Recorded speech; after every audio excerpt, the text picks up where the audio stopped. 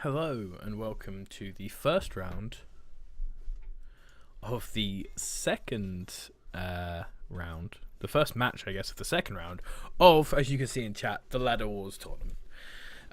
Forgive me if I am not quite my usual entirely average caster self. I have just finished casting a Farrier tournament, but I will do my best. I'm excited to see these games. We have in the bottom, playing as the Lightbringers for the pride of the faction, it is AOL Recon, who last game managed to take a convincing 3-0 victory over Zerton, one of the better players in the game. But his opponent this game, very different styled player, plays very different factions.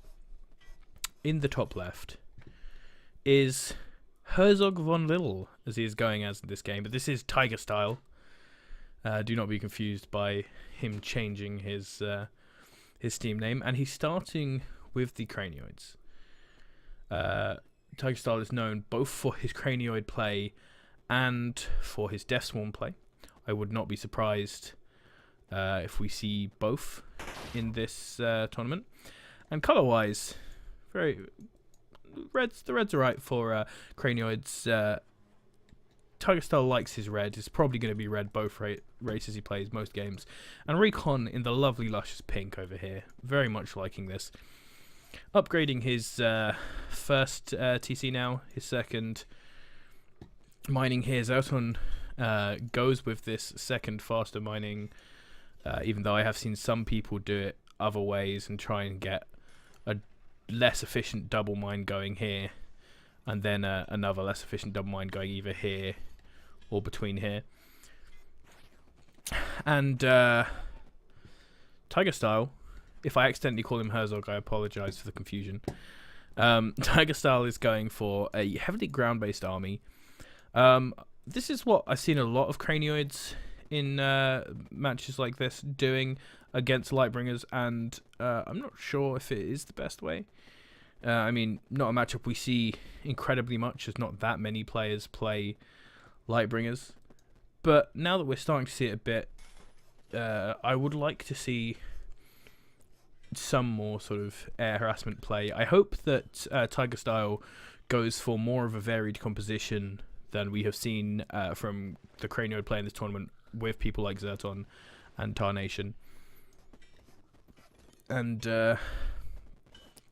it's now got to the point where Recon has got trees. He hasn't fully teched into late game yet, but he's starting to get to that big, powerful late game army. And like I said last time when I casted a matchup of this, we can see the air coming in here from TigerStyle. Cranioids are probably the faction who can most fight with Lightbringers in the late game, as Cranioids probably have the strongest late game. But it does take them a little bit longer to get there. These stink bugs should be able to deal quite well with the early infantry heavy forces here. And hopefully his Cranioids and aggressors can take down these trees. But the aggro is coming in quite hard here from Recon. The splits are coming in there from the stink bugs. Gonna really force out a lot of this infantry.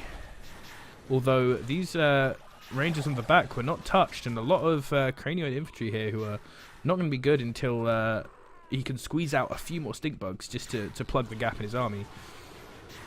I'm going to try and just poke out some trees there, and he really needs to get rid of these Rangers so that he can't lose aggressors like that, because that is very painful.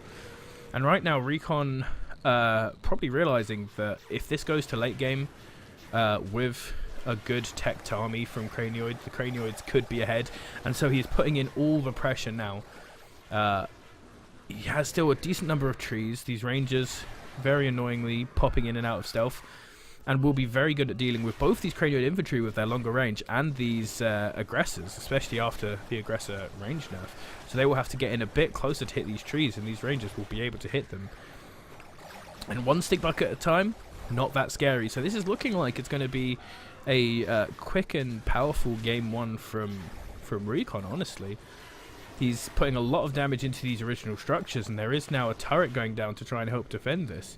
He's got the tech out to get these these tripods, and if he can manage to hold this off with some turrets and tripods, he can then go up to a higher tech. But spending some money on turrets here, which is going to get destroyed by the looks of it, really isn't going to be what you want. You really want to be putting this into teching and into more production.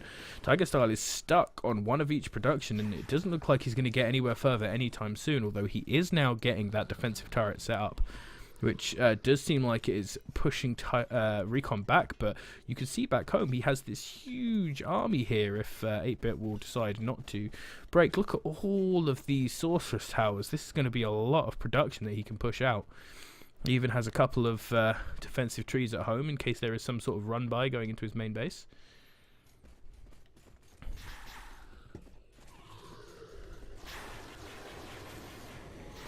Very low tree numbers, because the Cranial Infantry and the Aggressors are both doing good work cutting into that. They are now pushing into turret range, but they have nothing to clear out this huge amount of rangers. Look at all of these rangers.